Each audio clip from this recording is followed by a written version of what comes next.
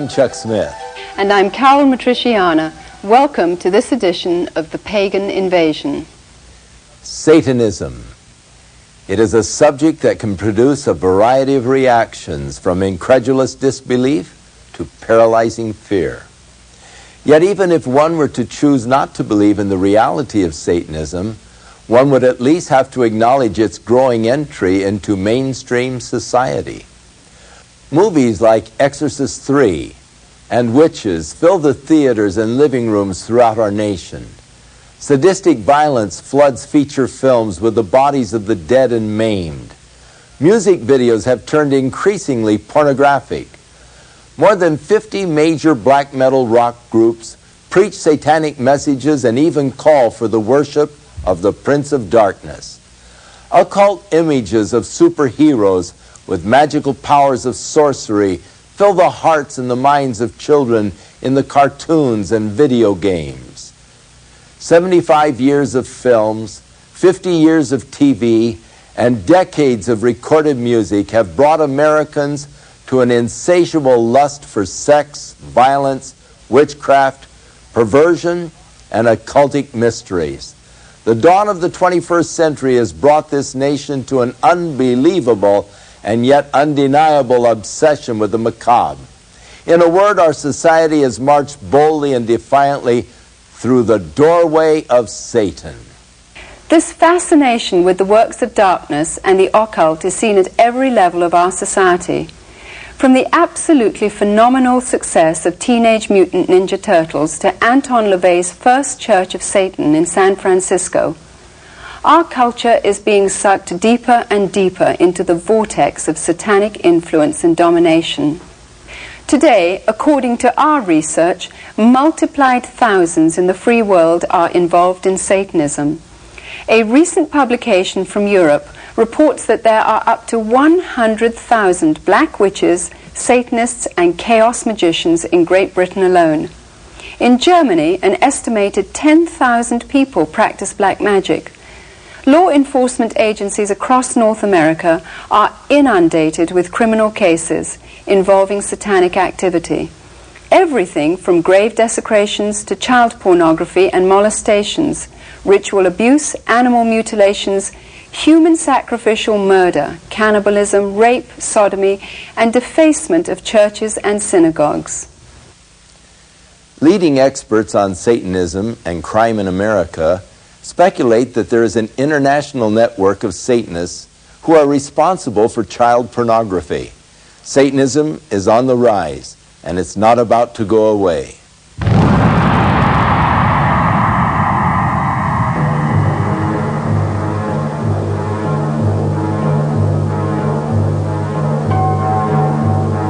Teenagers across America are playing with a new and frightening game, Satanism. Their school books are marked up with satanic symbols, upside-down crosses, pentagrams, the number 666. Their fashions glamorize the demonic. They are seduced by heavy metal heroes, many of whom feature satanic imagery in their songs and album covers. For some of these young people, the fixation on violence, evil, and death leads them to commit abominable crimes, including suicide and human sacrifice. Joseph Beeson, 18, and Edward Bennett, 19, both raised in Mormon homes, drew blood from their own veins and mutilated animals in satanic rituals. But that wasn't enough, so they eventually killed 18-year-old Michelle Moore. Sean Sellers, 17, the youngest death row inmate in Oklahoma, brutally murdered his mother and stepfather because they tried to prevent his satanic rituals. Scott Waterhouse, 17, tortured and killed a 12-year-old girl in a grisly satanic slaughter. Pete Rowland, 17, formed a satanic cult with 3 other boys. After sacrificing a cat, they turned on Steve Newberry, the 4th member of their group, and beat him to death with baseball bats while chanting, "A sacrifice for Satan." Richard Ramirez, the Night Stalker, was convicted of 13 murders and 30 other felonies. During the summer of 1985, he beat, strangled, raped, sodomized, shot and slashed his victims in a rampage of sadistic satanic slayings. In the spring of '89, the dead bodies of 13 victims, one of whom was only 16 years old, were found mutilated and buried in a common grave near the American-Mexican border in Matamoros. This satanic drug-smuggling cult believed that sacrificing humans in bizarre rituals would give them magical protection. The victims had been dealt blows with a hammer, and some suffered horrible mutilations, including the removal of brains, hearts, and other organs that were then boiled in blood. For those of us who have been involved in cult and occult research over the years, these atrocious reports are unfortunately nothing new. They are only the tip of the iceberg. What used to be hidden or secret is now arrogantly brandished in public by Satanists who recruit openly and display macabre graffiti and gruesome mutilations in public places. Englishman Aleister Crowley, a leading inspiration in today's revival of Satanism, was a bisexual heroin addict and demonologist who was violently opposed to Christianity. In his book Magic, he detailed the proper procedure for performing a child sacrifice. Crowley's powerful influence is seen in such groups as the OTO, Ordo Templi Orientis, and Colonel Michael Aquino's Temple of Set, an offshoot from the Church of Satan. In 1966, Anton LaVey founded the first Church of Satan in San Francisco, which at one point claimed 10,000 members. LaVey authored the Satanic Bible and Satanic Rituals, two of Satanism's most important books. Astonishingly, when the Satanic Bible was first published, it outsold the Holy Bible 2-to-1 in many parts of America and 10-to-1 on some college campuses. It teaches tenets that are totally opposed to goodness, purity, and selfless behavior. Shemham Varash! Shemham Varash! Hail Satan! Hail Satan! To the Satanist, good is evil and evil is good. The truth is a lie and a lie is a truth. Sweet is bitter and bitter is sweet. And everything is twisted around the other way. The Satanists have merely followed the pantheist way of thought to its logical conclusion. If there are no absolutes, if God doesn't exist, he hasn't set absolute limits to what we can do. So therefore, anything that the self decides it wants, the self can go after. We believe in greed, we believe in selfishness, we believe in all of the lustful thoughts that motivate man, because this is man's natural feeling. And therefore, Satanists take that to its extreme and say, if I want to be violent, I can be violent. If I want to hurt others to gain my way, then I can hurt others to gain my way. There are generally four different groups of Satanists. We would like to classify them as the dabbler. Then you have your religious Satanist. Then you have your non-traditional Satanist. And then your generational Satanist. The dabbler we would classify as the teenager. The teenager would simply learn some things from his friends at school, dabble a little bit into the Ouija board, go down the library or the local bookstore and pick up a book, and kind of do his own thing. Not real dangerous, but he can be moved into further areas which could be criminal or dangerous in nature. The dabblers are the people who are putting the graffiti up on walls, knocking over tombstones, and making a general nuisance of themselves in the public. They are the ones also who will do the animal sacrifices, and they're really novices. They're considered lower-level Satanists by those who are higher up into the satanic realm. The religious Satanists are protected by law. Anton LaVey's First Church of Satan in San Francisco would be an example of that.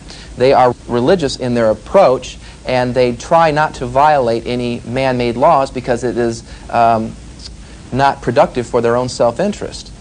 Now, the non-traditional Satanist is a gentleman or lady or the group of people who would take certain ideologies, develop a cult, usually polarized around some central theme, oftentimes taken from a biblical aspect, and use that to commit crimes, or they may not commit any crimes, but for what we're talking about for these purposes, the non-traditional Satanist is oftentimes the most dangerous.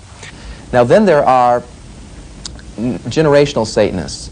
These are people who would have Satanism in their family, and it's passed down from generation to generation, just as the name would intimate, and these Satanists would produce all kinds of horrors secretly. From infancy, they have learned all these things. They have been molested, forced to drink blood, eat feces, urinated upon, sodomized, and just from generation to generation, it continues.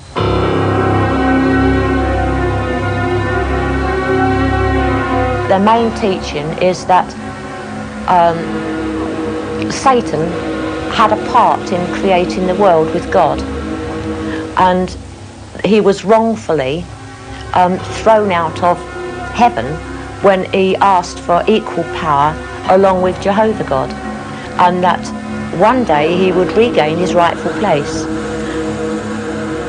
So we have to make his army bigger, so the more recruits there are in Satanism and the occult on the earth, the quicker his army would grow, and then he would take over and overthrow Christ and the Christian church.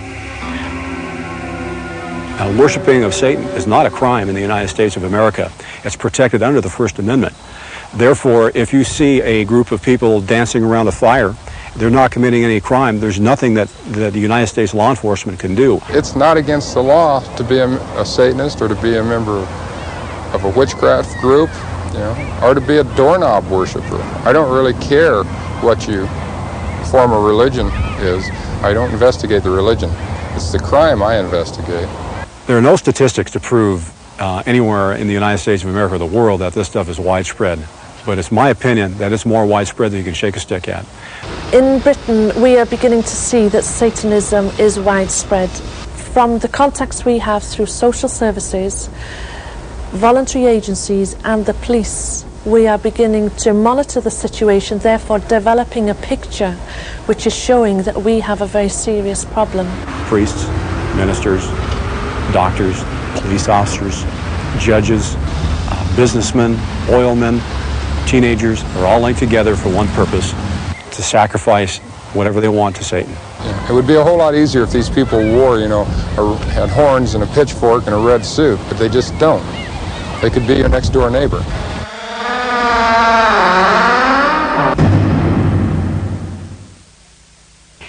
Glenn Hobbs is an ex-Satanist who was originally initiated into Satanism as a child by his grandfather.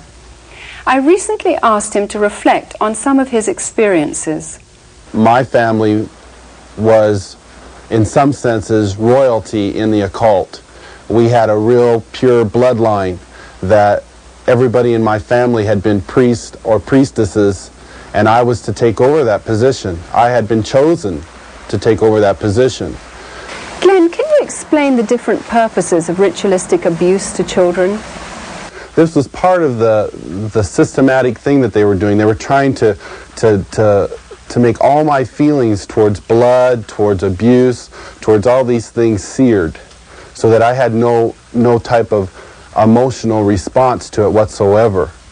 Now, when I saw the blood of the animals that were cut, and most of the time they would hold the animal over me and they'd slit its throat, and the blood would drip down over my body, and you know, I was nude, and then they would force me to do sexual acts, and then we'd be passed around to the different cult members, and they would have sexual relations with us. I think at the time that it was happening, I was just so, the thought that was going through my mind was I was just so happy that it wasn't me that had got my throat slit. As a teenager, you grew into another category of Satanism. Can you explain what happened? I began to pray to Satan, and I began to say, take over my life, you know, make me your high priest. All these things that somehow I knew that had been ingrained in me as a child were coming back to me as a teenager. And I made that blood contract with Lucifer. I had slit my wrist, and wrote out a parchment between me and Lucifer. And after that, I completely changed. I became more like a priest, more active in my life, very rebellious. I began to excel academically. I began to excel in every area of my life. Most of the rituals I performed as a teenager were animal rituals.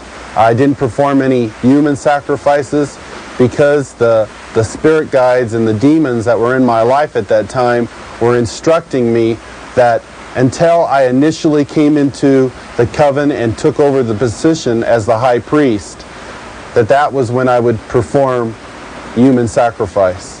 And I was looking forward to it. I was looking forward to my first human sacrifice. At the heart of Satanism is a lust for power and pleasure.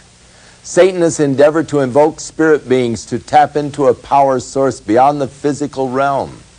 Many are convinced that it is Satan himself who appears to them while they are in a meditative state or performing a ritual. Others speak of the apparitions as gods, goddesses, and even demons. Channeling, seances, astral projection, mediums, and visualization are all a part of the attempt to plug into a power source that is controlled by the demonic.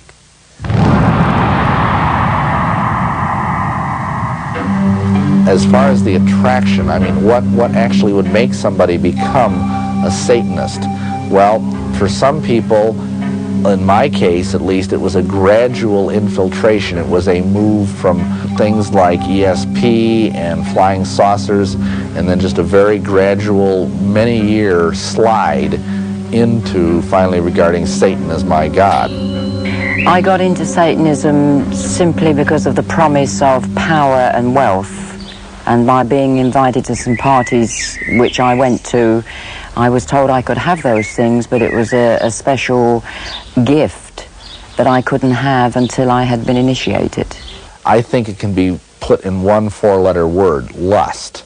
And I don't just mean sexual lust. There is a lust for power that is part of our sinful nature.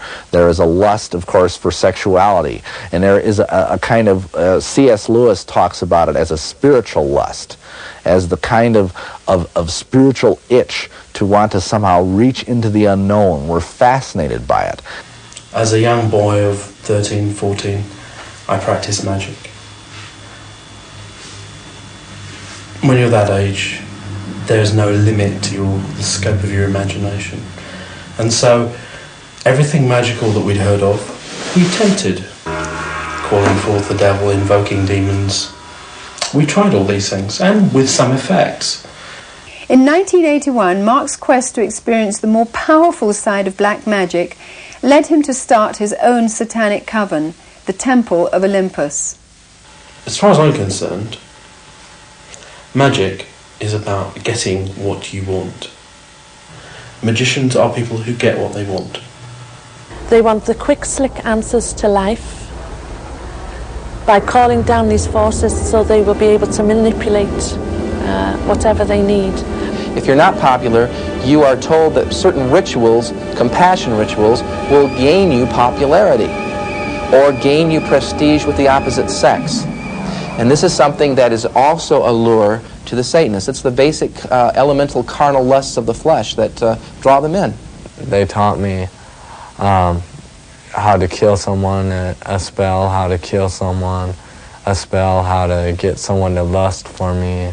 From our experience, a child has turned to Satanism initially because of an emotional reason. We have many more children coming from single-parent families or where the head of the home, the father, is not taking the fatherly role. With teenagers especially, the appeal is to rebellion.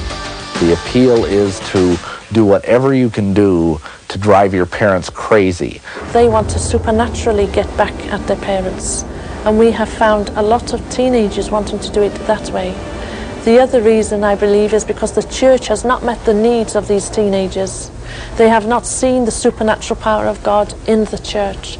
They've not really seen the love of Christ amongst the people. Today, Satanism can be seen to be more blatant than ever before. Satanic graffiti is no longer shocking. while recruiting, which was once hidden and obscure, is now visibly public, and sadly, youth are the chief targets. Recruiters will go out there into various high schools and draw kids into the system because they're very street smart, some of these Satanists, and they can draw these kids into it very seductively where their parents may not even know it. I have young people calling me regularly, telling me that they have been involved in some sort of animal mutilation sacrifice. And the reason why they say that they go out to these animal mutilation sacrifices is because they're provided with vodka or drugs, cocaine, or free sex. And so to cover up what I'd seen and what I'd been taking part in, I started taking drugs, which they provided. So that was another reason for staying at the coven. They were providing me heroin. The old proverb warning against wine, women and song has taken on new spiritual momentum. Sex, drugs and rock and roll is the modern cry of a rebellious youth. Satanist Aleister Crowley has indirectly influenced many leading rock groups, including the Beatles, the Rolling Stones, Led Zeppelin and Ozzy Osbourne, who even wrote a song about Crowley. Today's music industry commercializes satanic themes without concern for the souls they seduce. Even those bands who promote hardcore Satanism deny that they are Satanists, but admit that Satanism sells and that they are simply giving their fans what they want to hear. Many bands get their ideas from horror films and videos, which explicitly depict satanic rituals, death, murder, and cruel tortures. Evidence shows music laced with satanic overtones has played an important role in the lives of many of the teenagers who have been convicted of satanic killings. Night Stalker Richard Ramirez, obsessed with the music of the rock group AC/DC, admitted that their lyrics influenced his mayhem killings. I see a lot of them that are getting involved in it, and it started out with the music, you know, not all rock music, mostly the things like the black metal or speed metal type things, where they have the heavy satanic type overtones to the music.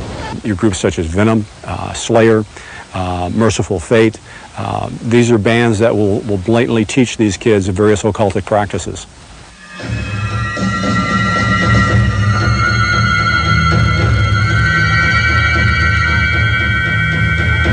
One of the more popular bands playing in London is a group called The Devoted Men, led by Mark, High Priest of the Temple of Olympus.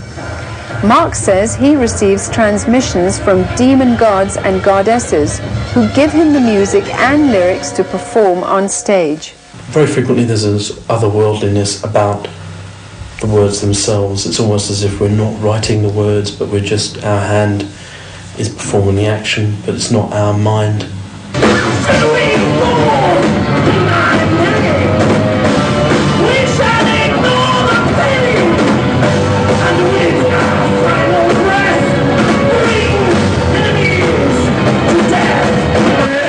The Devoted Men take the music that we write for the Temple of Olympus and perform it in London at the night spots and venues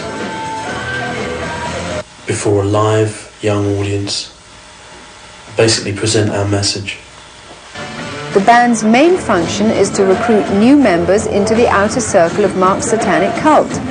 High priestesses Sarah and Julianne left the cult due to the inner circle's heavy dependence on black magic and perverted sex rituals.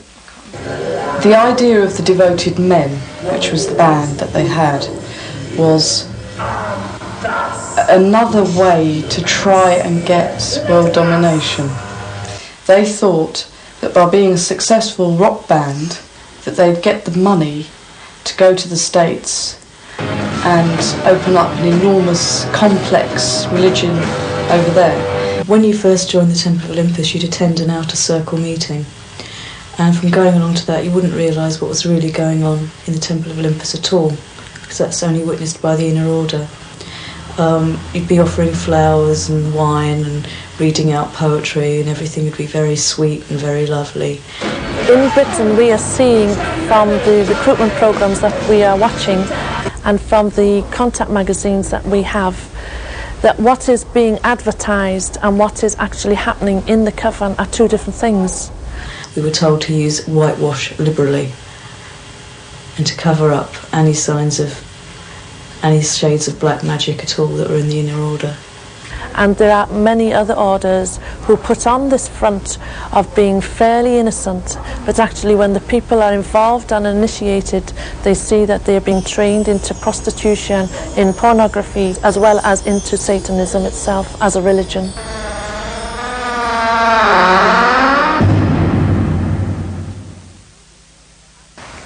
Glenn, how did you get out of Satanism? I was having some trouble in an English class, and they assigned a tutor to me. It was a little old Christian woman. And for the first time in my life, I was confronted with something that was bigger than me and bigger than Satan. I walked into that room, and that little lady, a little old lady, was sitting there, and there was this holy light that was around her. I could see it. And the demons that were in my life, that always went with me, they never left me, they never let me make a decision by myself. They instructed me in every area of my life, who were always with me 24 hours a day. The minute I walked into that room, they were gone. They left. I was left completely vulnerable to this woman. I was infuriated. I was so mad because I was threatened by a Christian. And it just shook everything that I believed in for a moment. And she began to share with me Jesus Christ in a new way that I had never learned before. She told me that Jesus loved me. I had no concept of love. Love to me was something you took. It was something you used to get what you wanted. She told me something that has stuck with me all my life. She said, Glenn, Jesus became a sacrifice for you willingly. Now, as a Satanist, I knew everything about sacrifice. I knew what it was like to see people be sacrificed. And none of them were willing to do it. And I said, okay, Jesus, if you're up there and you really died for me, you sacrificed yourself for me, you know, you were stupid. You were stupid to do that. I mean, why would you do something like that? If you're God and you're so real, prove it to me. Prove it. So I clenched my fists and I closed my eyes and I stood there waiting for something to happen. I thought, you know, if he's God, he's going to move the earth or there's be a bright light or something, you know. But God threw me a curveball.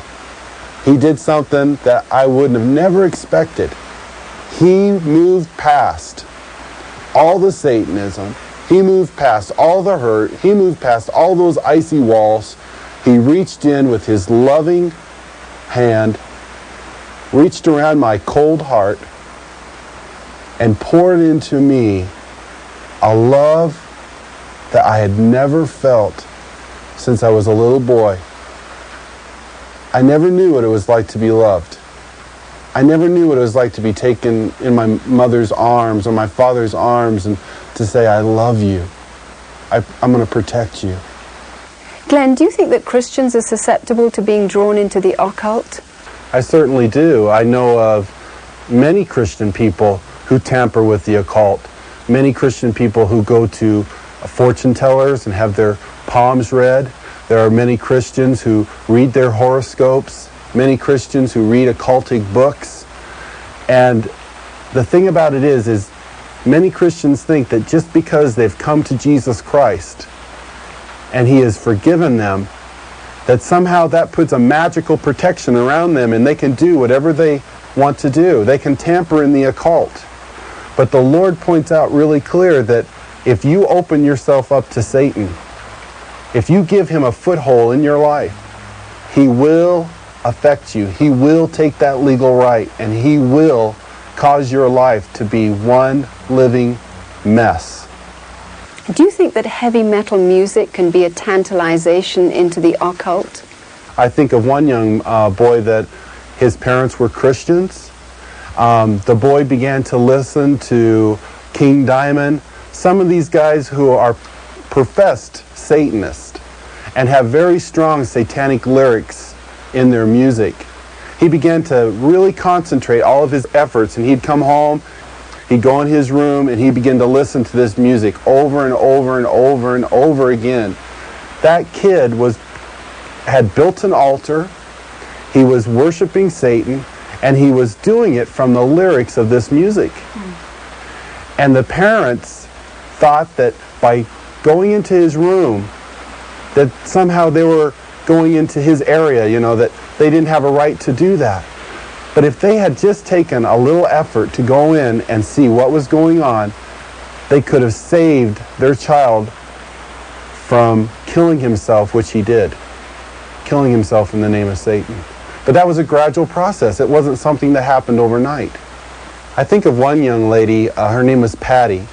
She was the daughter of a minister, and this girl felt so alone, she felt so rejected by her church group, by her parents. She didn't feel like she fit in, she didn't feel like she belonged. Well, she had been invited to a party. Now, the people who threw this party were practicing Satanists. They saw her coming a mile off, and they said, "Patty, we can see that you are a special person. Patty, we see you've got a special ability. You've got some kind of a psychic ability. You know things that other people don't know, right?" And Patty would say, "Yes, that's right." They began to show her approval. They began to have these parties where they had seances. They had these parties where they would have drugs. Now, it escalated to the point where she was involved in a sexual orgy. And they took Polaroid pictures of her. They brought the pictures to her, and they said, "Now, we're doing this for your good, Patty. You've got to become a part of this coven. And if you don't, we're going to show your parents what you've done." Of course, what did she do? She became part of the coven. And the minute she did that, she went into rebellion. A spirit of rebellion fell over her. She became a high priestess of that coven and totally forsaked all of the Christian teaching in her life. And why was that? Because she didn't feel the love of Jesus Christ in her life from Christian people. In September 1990 in Washington, D.C., an international gathering of leaders of the Church of Satan from across America and Europe was held. The objectives were to plan a strategy and perform rituals designed to launch Satan's all-out assault on the true Church of Jesus Christ and to work destruction upon Christians, especially Christian leaders. It was hoped that this convention would unleash full satanic power around the earth and harvest additional souls for Satan.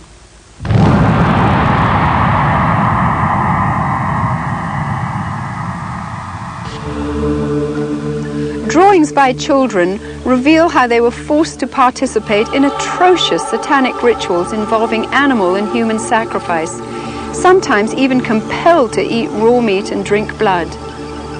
Heartbreaking accounts detail how children were deliberately trapped in cages or graves for hours at a time, sometimes even with snakes, how they were defecated and urinated on, sodomized and raped by adults in satanic ceremonies.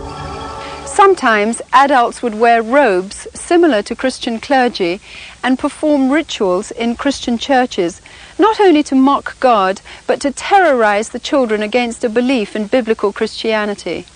Is the court system able to handle this type of philosophy? Do they believe in Satanism? I mean, a lot of people just laugh at it.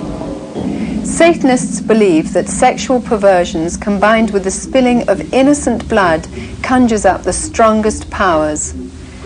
Reports show animals including dogs, cats, goats, and horses being savagely skinned alive, having their blood drained, organs removed, or being split open and nailed to upside-down crosses. It's believed that if you just kill an animal, that's not much good. You've got to kill it slowly because, and this would be true of a person too, of course, that the screams and that the agony of the animal would contribute to the high level of power. What results we had. After just the first ritual, we were moved to throw every effort into the successive workings. The power, the response. Animal sacrifices is commonplace today, and in the order that I was involved in years ago, there was even human sacrifice. These various satanic covens that meet need to have this kind of sacrifice for their high festival days. And it's sort of I hate to say it like this, but it's like supply and demand.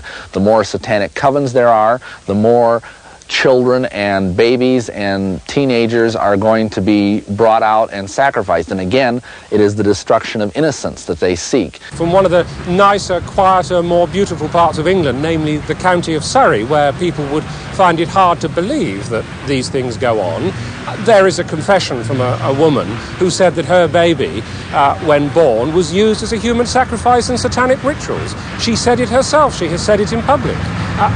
What does one make of that other than a heartbreaking confession to something that's been a guilty secret for a long time? You did things just because they were evil, just because you knew they hurt God, not because they gave you pleasure, but because you knew that it was a sin against God.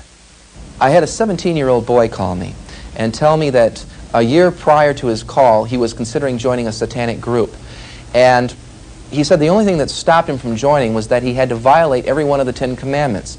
He said he was willing to do that, except they were pushing for him to kill one of his parents. And that snapped him to reality. The secularization of our society, the media, schools, churches, and government institutions has created a vacuum whereby Satanism has been able to move in and capture the hearts and souls of a vulnerable generation. At no time in modern history has occultism in its various forms been so widely practiced as it is today. Here are some things that concerned parents can look out for. You can see warning signs sometimes in a perfectly happy, healthy child who suddenly changes so dramatically in his behaviour. Or a child who begins to show signs or suspicions of drug abuse. You will see the same withdrawal symptoms as you would with drug abuse, where there is a change in personality, aggression, a rebelliousness towards the parents, difficulty in sleeping, temper tantrums, and wanting to stay in their room so that they can play with the altar or call upon the gods. Pay attention to what, his notebooks, things like that. What's he really scratching or drawing on his notebooks, What's he doing at home, Is he withdrawn into himself? Is he avoiding the rest of the family? The greatest protection a parent can do is to keep an open line of communication with their young people. That's the central theme that comes up over and over with kids. Well, I can't talk to my mom. I can't talk to my father. Let them know right from the start it's okay to talk to you, You're not going to condone them doing things wrong, but you're not going to stop loving them either. It's no good shouting and getting mad with the kid. It is time to put your family in order. If we don't handle this now properly in our church by teaching our Christian children where their protection lies, where their faith is, who is Satan, and where he is in position to the Christian gospel, then we are going to be rendering the next generation useless in defeating this problem, which is just escalating.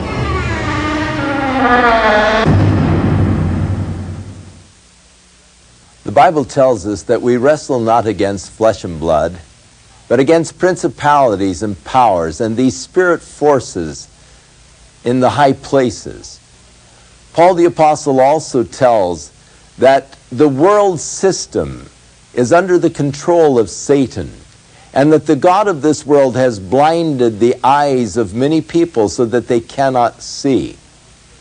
If you do not yield your life to Jesus Christ and know the power of Jesus in your life, then your life will come under the influence and the control and the power of Satan. Jesus said concerning Satan that the enemy has come to rob, to kill, and to destroy. And yielding your life to the satanic powers will ultimately destroy you. In contrast, Jesus said, "But I have come that you might have life, and that more abundantly. The Lord offers to you an abundant life today. Satan offers destruction. A man must make his choice whether he will yield to the powers of God or to the powers of darkness. When you consider the consequences, it really doesn't make a choice, but it is just plain good sense to yield yourself to God. Within all of us, there is a God-shaped vacuum. Throughout the ages, man has attempted to fill that void with the things of the world. But it is only through a relationship with our Creator that we can be truly satisfied. His Holy Scriptures reveal the way in which we can be reconciled to God, and that is through the provisions of His Son, Jesus Christ. I'm Chuck Smith. And I'm Carol Matriciana. Join us again for another edition of The Pagan Invasion.